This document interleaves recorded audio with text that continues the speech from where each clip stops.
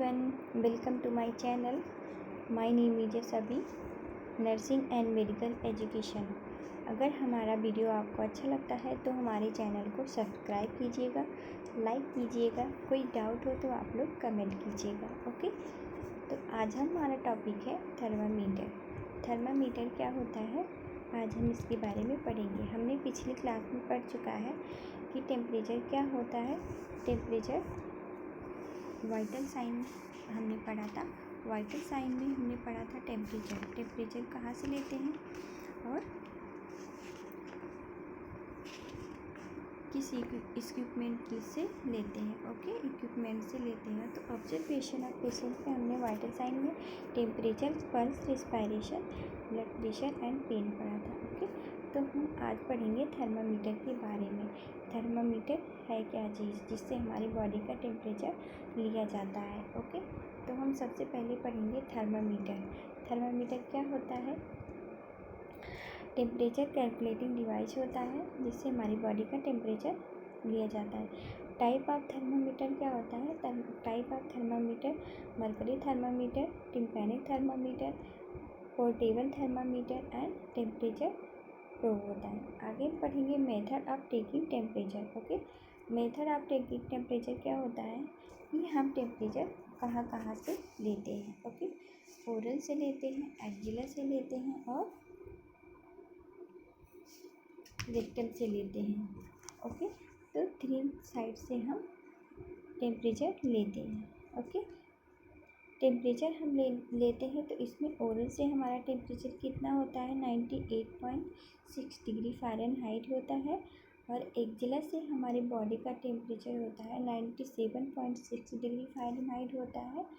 और रेक्टम से होता है 99.6 डिग्री फ़ारेनहाइट। ओके, तो ये होता है हमारी बॉडी का नॉर्मल टेम्परेचर जो हम ओरल से, एक्जिलर से और रेक्टम से लेते हैं। तो हमने आज पढ़ा थर्मामीटर क्या है। थर्मामीटर टेम्परेचर कैलकुलेटिंग डिवाइस है। टाइप ऑफ थर्मामीटर पढ़ा जिसमें 4 type, mercury thermometer, tympanic thermometer, portable thermometer और टेम्परेचर प्रोब पढ़ा।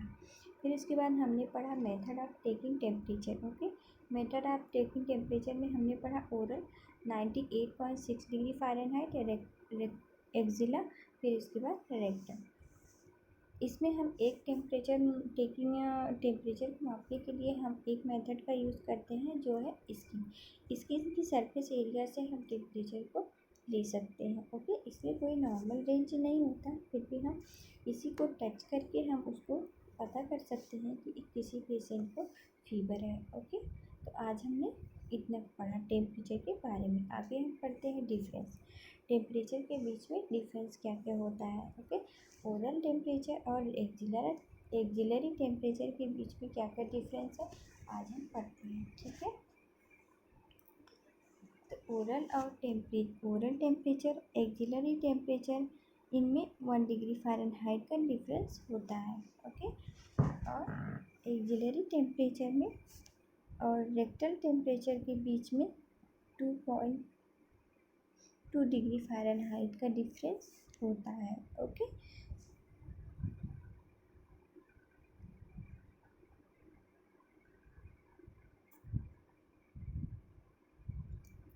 वन डिग्री फ़ारेनहाइट का डिफरेंस होता है और एक्जिलरी टेम्परेचर में और रेक्टल टेम्परेचर में 2 डिग्री फ़ारेनहाइट का डिफरेंस होता है। ओके, और फिर उसके बाद हम पढ़ेंगे कि टेम्परेचर क्या, जैसे हमारा नॉर्मल टेम्परेचर 98.6 होता है और रेक्टल का टेम्परेचर जो होता है वो 99.6 डिग्री फ़ारेनहाइट। तो इसमें क्या होगा, 1 डिग्री फ़ारेनहाइट का डिफरेंस होगा। और एक्जिलरी में होता है 97.6 डिग्री फ़ारेनहाइट और रेक्टल का कितना होता है 99. तो इसमें 2 डिग्री फ़ारेनहाइट का डिफरेंस होगा। आगे पढ़ेंगे बॉडी का नॉर्मल टेम्परेचर। बॉडी का नॉर्मल टेम्परेचर कितना होता है, 98.6 डिग्री फ़ारेनहाइट में होता है और 37 डिग्री सेल्सियस में होता है। ओके, जो हमारी बॉडी का नॉर्मल टेम्परेचर होता है।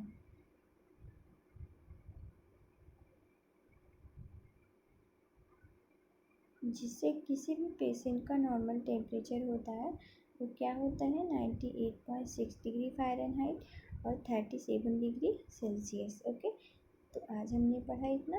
आगे हम बढ़ते हैं। किसी पेशेंट का नॉर्मल टेम्परेचर है तो उसको फ़ारेनहाइट में कैसे कन्वर्ट करेंगे। अगर डिग्री फ़ारेनहाइट में है तो उसको सेल्सियस में कैसे कन्वर्ट करते हैं। तो हम सबसे पहले पढ़ लेते हैं formula Fahrenheit into change degree Celsius. उसको सेल्सियस में कैसे कन्वर्ट करेंगे। तो ठीक है, उसका फार्मूला है C is equal to bracket F-32 bracket 1 into 5/9। ये हमारा है फार्मूला। ओके, तो हम किसी भी फार्मूले को फ़ारेनहाइट में है तो उसको सेल्सियस में कैसे चेंज करेंगे। तो 104 डिग्री फ़ारेनहाइट को इंटू चेंज डिग्री सेल्सियस में। ओके, इसको हम डिग्री सेल्सियस में कैसे चेंज करते हैं। तो सबसे पहले फार्मूला हम लिख लेते हैं। देखते हैं C is equal to F-32 bracket 1 into 5/9। Okay,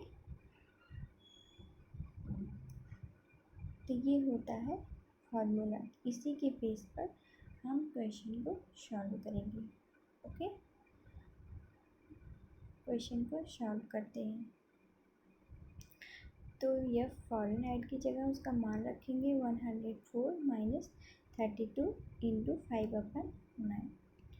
तो अगर हम 104 में से 32 को घटाएंगे तो आएगा 72 72 इंटू 5/9 मान रख देंगे। तो अगर हम 5 से 72 को गुणा करेंगे तो आएगा 360। ओके, 5 से अगर 72 में हम गुणा करेंगे तो आएगा 360।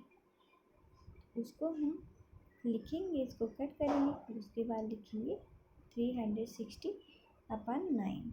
ओके, अगर 9 से 360 में हम भाग करेंगे, मल्टीप्लाई करेंगे तो आएगा 40 डिग्री सेल्सियस। तो ये होगा हमारी नॉर्मल डिग्री सेल्सियस का मान, जो 104 डिग्री फ़ारेनहाइट को चेंज करके हमने सेल्सियस में लिखा। तो आगे हम पढ़ लेते हैं सेल्सियस को कैसे फ़ारेनहाइट में चेंज करते हैं। ओके, तो हम सेल्सियस को फ़ारेनहाइट में कैसे चेंज करेंगे आगे आके देख लेते हैं।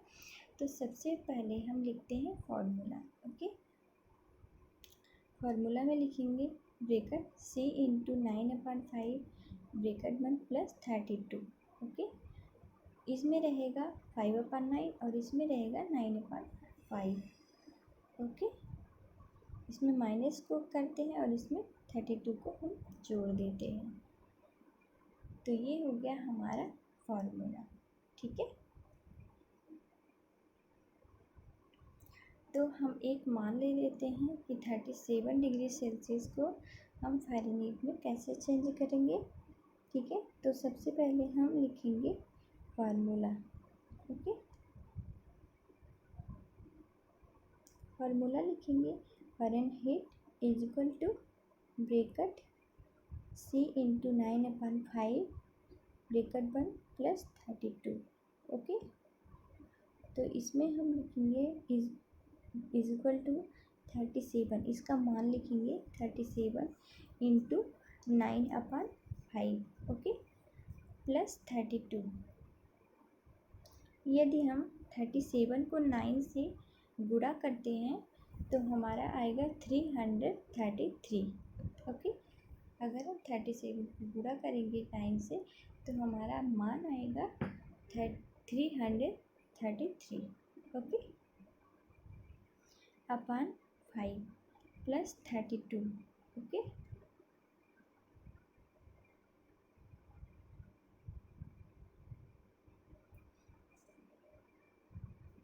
5 से 333 में अगर हम भाग करेंगे तो आएगा 66.6। ओके, 66.6 आएगा प्लस 32 को कट करके हम 66.6 लिखेंगे प्लस 32 उसमें हम जोड़ देते हैं।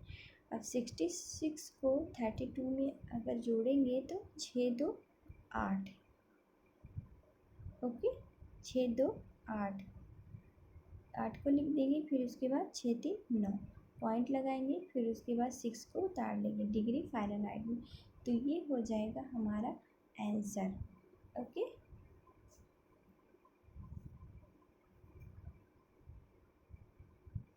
जो हमने फ़ारेनहाइट में चेंज किया है। ओके, तो ये होगा हमारी बॉडी का नॉर्मल टेम्परेचर। आगे हम पढ़ लेते हैं कि ग्लास थर्मामीटर क्या होता है। ग्लास थर्मामीटर में हम पढ़ेंगे कि ग्लास थर्मामीटर क्या होता है।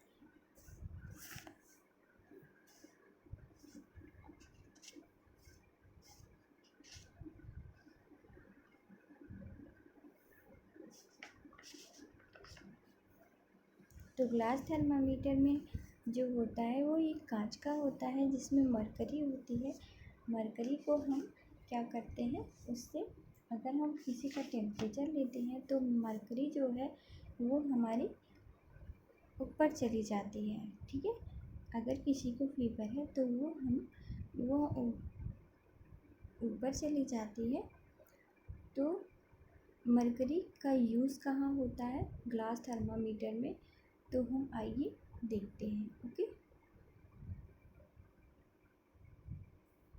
किसी पेशेंट का नॉर्मल टेम्परेचर जब हम लेते हैं तो उसका मरकरी वाला ग्लास वाला हम थर्मामीटर ज़्यादा से ज़्यादा हॉस्पिटल में यूज करते हैं, ग्लास थर्मामीटर ही। तो उसमें देख लेते हैं कि मरकरी का यूज़ होता है। जो मरकरी इसमें होती है उसका यूज़ कहाँ होता है, वो होती है मरकरी जो होती है sensitive to temperature. Mercury light weighted होती है, सेंसिटिव टू टेम्परेचर के लिए। ठीक है, टेम्परेचर के लिए सेंसिटिव होती है, जो लाइट वेटेड होती है। इसकी रीडिंग कितनी आती है, 95 से 110 डिग्री फ़ारेनहाइट।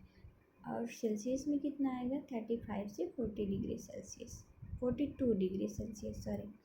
ओके, तो ये होता है रीडिंग ग्लास थर्मामीटर का। ठीक है,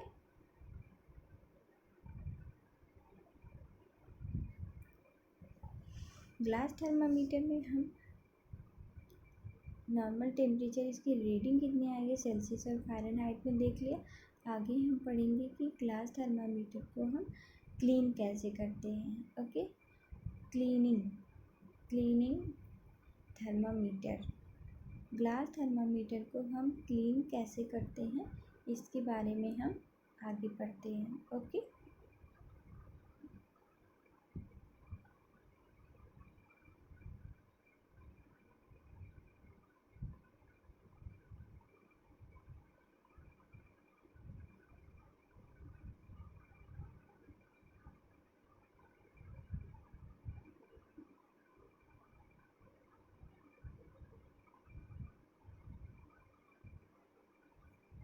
ग्लास थर्मामीटर में हम क्लीन कैसे करते हैं, आइए हम देखते हैं।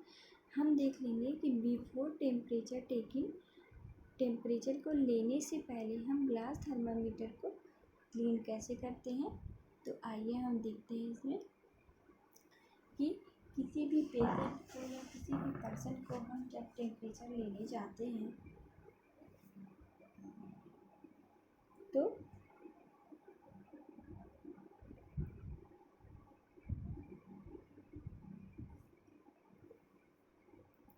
टेम्परेचर को लेने से पहले हम थर्मामीटर को क्लीन कैसे करते हैं। ओके, तो बल्ब टू स्टेम,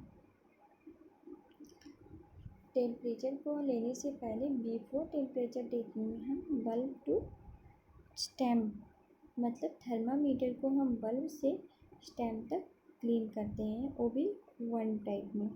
एक ही बार में हम टच करते हैं और वो क्लीन करते हैं बल्ब टू स्टेम तक।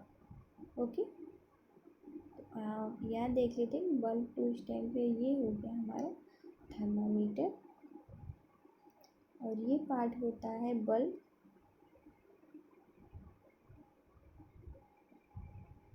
और ये ऊपर का पार्ट होता है स्टेम। ओके, तो हम थर्मामीटर को क्लीन कैसे करते हैं, बल्ब टू स्टेम एक ही बार में हम क्लीन करते हैं, एक ही टच में क्लीन करते हैं, फिर उसको दोबारा नीचे नहीं लेके आते हैं। उसके बाद हम उसको दोबारा नीचे नहीं लेके आए, नहीं तो वो डिसइंफेक्टेड नहीं होगा, वो इन्फेक्टेड हो जाएगा। इसीलिए हम एक ही बार में उसको क्लीन करते हैं बल्ब टू स्टेम। ओके, आगे बढ़ते हैं। आफ्टर टेकिंग, नीचे से ऊपर तक ले जाते हैं उस टेम्परेचर थर्मामीटर को, टेम्परेचर लेने की इंस्ट्रूमेंट को। ठीक है, आगे बढ़ते हैं। आफ्टर टेम्परेचर टेकिंग में हम स्टैम्प टू बल्ब क्लीन करते हैं। ठीक है, टेम्परेचर लेने के बाद ये होता है थर्मामीटर स्टैम्प और ये होता है बल्ब। आफ्टर टेम्परेचर टेकिंग में हम थर्मामीटर को स्टैम्प टू बल्ब मतलब ऊपर से लेकर के नीचे तक क्लीन करते हैं। ओके, एक ही बार में, जैसे मैंने ऊपर से क्लीन किया था वैसे अभी हम नीचे से क्लीन करेंगे। ठीक है, stem to bulb check, stem to bulb मतलब ऊपर से लेकर नीचे तक क्लीन करेंगे। ओके,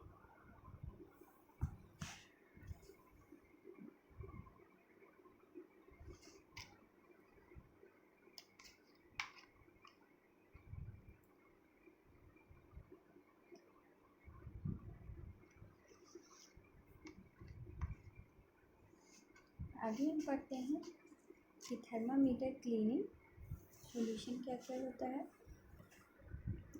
तो थर्मामीटर को क्लीन करने के लिए हम क्या क्या सॉल्यूशन का यूज़ करते हैं, कैसे हम थर्मामीटर को क्लीन करते हैं। ओके, तो हम सबसे पहले देखते हैं कि डिटॉल, सेवलॉन, लाइसॉल जो थर्मामीटर को क्लीन करने के लिए यूज़ किया जाता है। ओके,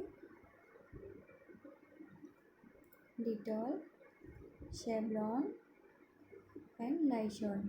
डिटॉल जो होता है 1:40 जो 5 मिनट के लिए क्लीन किया जाता है। सेवलॉन में 1:20 5 मिनट के लिए क्लीन किया जाता है। और लाइसॉल में 1:40 3 मिनट के लिए क्लीन किया जाता है। ठीक है, 3 मिनट तक क्लीन किया जाता है।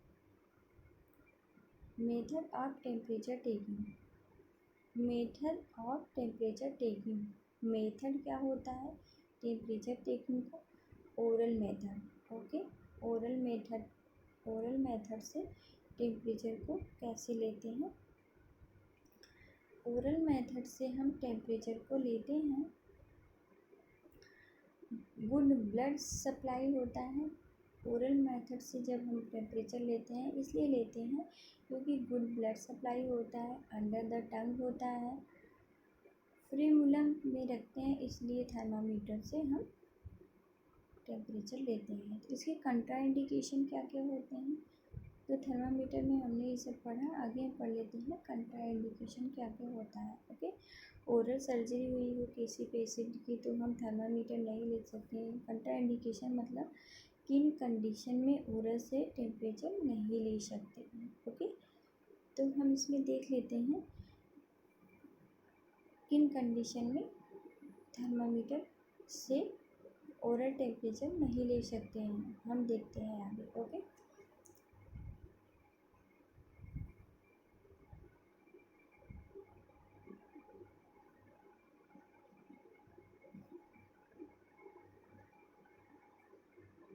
अगर किसी पेशेंट को ओरल सर्जरी हुई है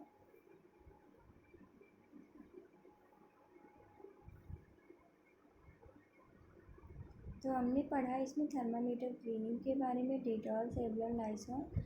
आप देखेंगे मेथड ऑफ टेम्परेचर टेकिंग, इसमें हम ओरल मेथड से जब टेम्परेचर लेते हैं, क्यों लेते हैं, वो इसमें जो है गुड ब्लड सप्लाई होता है जिससे हमारा टेम्परेचर नॉर्मल आता है और क्लियर होता है। ओरल से टेम्परेचर लेने से क्लियर टेम्परेचर बॉडी का आता है। ओके, जिससे पूरी बॉडी का जो है गुड ब्लड सप्लाई होता है जिससे बॉडी का नॉर्मल टेम्परेचर ओरल के थ्रू आता है। ओके,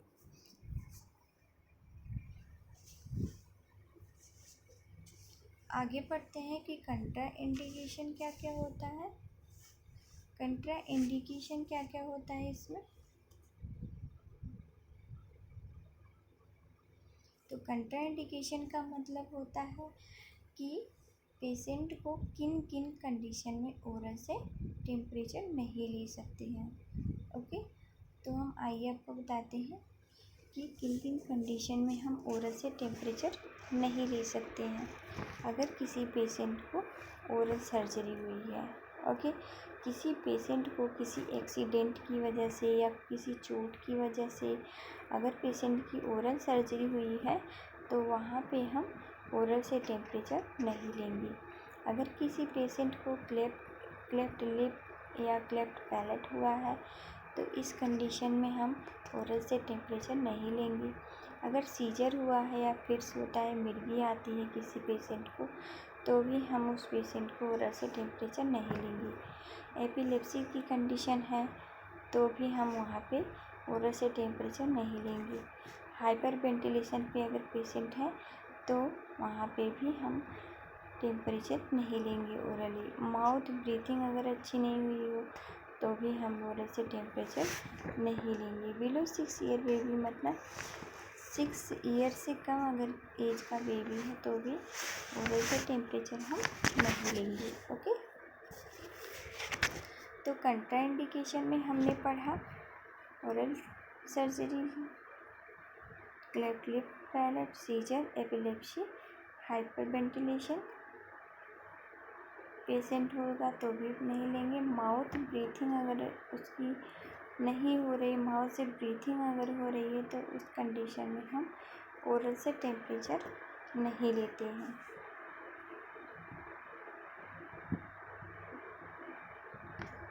ओके, ओरल टेम्परेचर में लीस्ट यूज मेथड होता है ये जो एक्जिला मोस्ट कॉमनली यूज होता है। ठीक है, एक्जिलरी टेम्परेचर। एक्जिलरी टेम्परेचर क्या होता है? एक्जिलरी टेम्परेचर के बारे में हम पढ़ेंगे।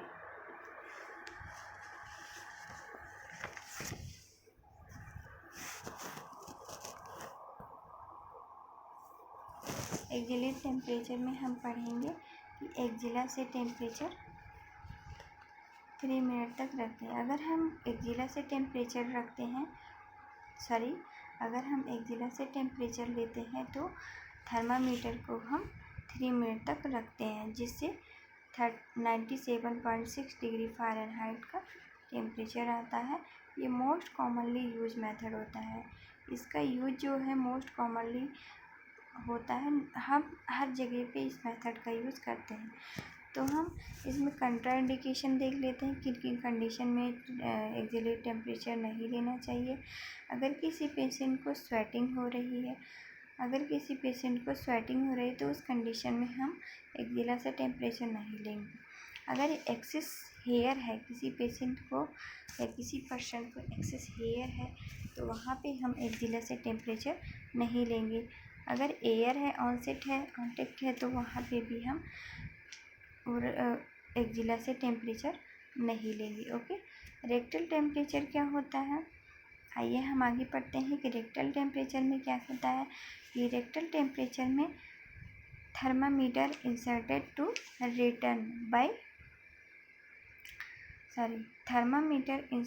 रेक्टम बाय मतलब कि इसमें क्या होगा कि थर्मामीटर को एक पेशेंट के अंदर कितना टाइम तक रख सकते हैं, कितना अंदर तक इंसर्ट करते हैं, इसमें हम देखते हैं। ओके, तो एडल्ट में जो है थर्मामीटर को हम कितना टाइम तक रेक्टम में या कितना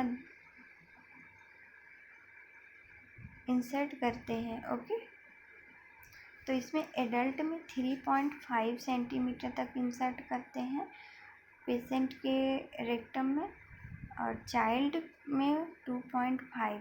okay, rectal temperature is most reliable method होता है। जो ये क्वेश्चन पूछा भी जाता है एग्ज़ाम में, ये मोस्ट रिलायबल टेम्परेचर टेकिंग क्या है। Most reliable temperature taking method क्या होता है? वो रेक्टल होता है। ओके, रेक्टल टेम्परेचर, जो rectal method is most commonly reliable method होता है। ठीक है, टेम्परेचर जो होता है ये रिलायबल, रेक्टल टेम्परेचर अगर ले रहे हैं तो ये एक रिलायबल मेथड भी है। ओके,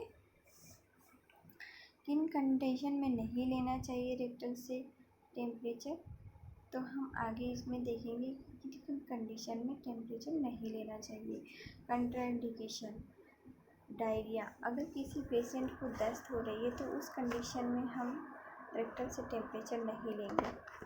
डिसेंट्री, दस्त के साथ अगर ब्लड आता है तो उस कंडीशन में हम पेशेंट की रेक्टल से टेम्परेचर नहीं लेंगे। रेक्टल सर्जरी हुई हो तो भी उस कंडीशन में हम रेक्टल से टेम्परेचर नहीं लेंगे। हेमराइड्स है अगर किसी पेशेंट को तो उस कंडीशन में हम रेक्टल से टेम्परेचर नहीं लेंगे।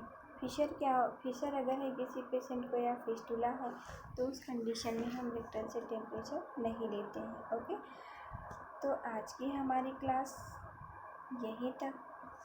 अगर आपको हमारी क्लास अच्छी लगती